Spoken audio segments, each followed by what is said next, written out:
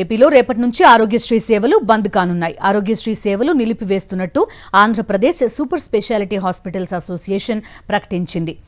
చంద్రబాబు ప్రభుత్వం 3,000 కోట్ల రూపాయలు బకాయి పెట్టడంతో ఈ నిర్ణయం తీసుకుంది.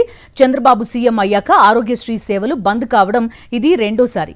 ఆసుపత్రుల యాజమాన్యాలను చంద్రబాబు సర్కార్ దగా చేసింది. గతంలో సమ్మె చేసినప్పుడు బకాయిలు చెల్లిస్తామని హామీ ఇచ్చి వన్ టైం సెటిల్మెంట్ చేస్తామని మోసం చేసింది.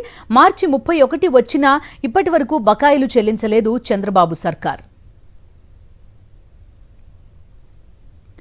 పూర్తి డీటెయిల్స్ అందిస్తారు మా కరెస్పాండెంట్ సతీష్, లైవ్ లో జాయిన్ అవుతున్నారు.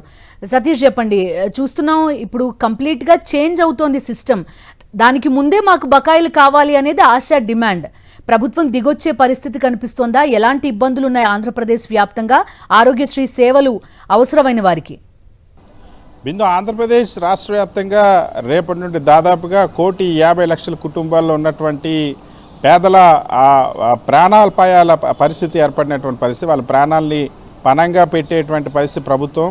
వాళ్ళ ప్రాణాల గురించి కనీసం ఆలోచించినటువంటి వైఖరి అయితే చాలా స్పష్టంగా కనిపిస్తుంది. అందుకే రేపటి నుండి ఆంధ్రప్రదేశ్ రాష్ట్రంలో ఉన్నటువంటి అన్ని జిల్లాల్లో ఉన్నటువంటి ఆరోగ్యశ్రీ నెట్వర్క్ ఆసుపత్రుల్లో వైద్య సేవలు, ఆరోగ్యశ్రీ వైద్య సేవలు నిలిపివేస్తున్నట్టు కొద్దిసేపటి కిందటే ఆశ ప్రకటించింది.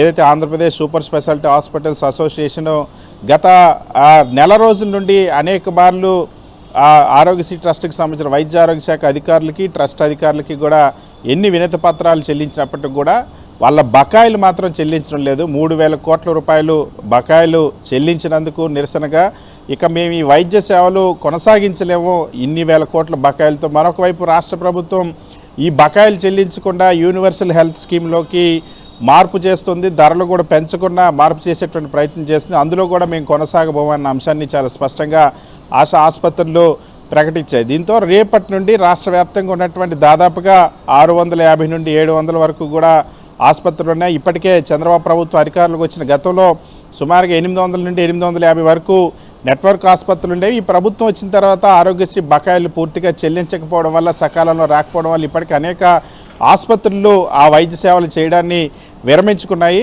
సో ఇప్పుడు వాస్తవానికి చంద్రబాబు ప్రభుత్వం అధికారంలోకి గడిచినటువంటి 22 నెలల కాలంలో ఇది రెండవసారి ఆరోగ్యశ్రీ బంద్ జరుగుతుంది. ఆంధ్రప్రదేశ్ రాష్ట్ర చరిత్రలో ఆరోగ్యశ్రీ స్కీమ్ ప్రారంభమైన తర్వాత గతంలో ఎన్నడూ కూడా ఇటువంటి దుస్థితి లేదు. చంద్రబాబు ప్రభుత్వం అధికారులకు వచ్చిన రెండోసారి గతంలో అక్టోబర్ నెలలో ఆరోగ్యశ్రీ ఆసుపత్రులకు సంబంధించినటువంటి యాజమాన్యాలన్నీ కూడా వైద్య సేవలు నిలిపేయడంతో పాటు విజయవాడలో మహాధర్నా నిర్వహించారు. పెద్ద ఎత్తున ఆందోళన కూడా, ప్రత్యక్ష ఆందోళన కూడా చేసినటువంటి ఆ చరిత్ర ఈ ప్రభుత్వంలోనే నెలకొన్నటువంటి పరిస్థితి. అటువంటి ఆందోళనలు చేసి ఆ సందర్భంగా డిసెంబర్ 31 కల్లా బకాయిలు క్లియర్ చేస్తామని చెప్పినప్పటికీ ఇప్పుడు మార్చి 31 వచ్చింది.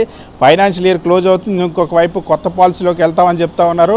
కానీ ఇప్పటికీ కూడా 3,000 కోట్ల బకాయిలు చెల్లించకపోవడంతో ఆశ రేపటి నుండి రాష్ట్ర వ్యాప్తంగా ఉన్నటువంటి ఆరోగ్యశ్రీ నెట్వర్క్ ఆసుపత్రుల్లో ఆరోగ్యశ్రీ వైద్య సేవలు నిలిపివేయాలని నిర్ణయించింది. ఇది ఆంధ్రప్రదేశ్ రాష్ట్రం ఉన్నటువంటి పేదలకి ఇది ఒక శాపంగా మారబోతుంది. Right Satish, thank you.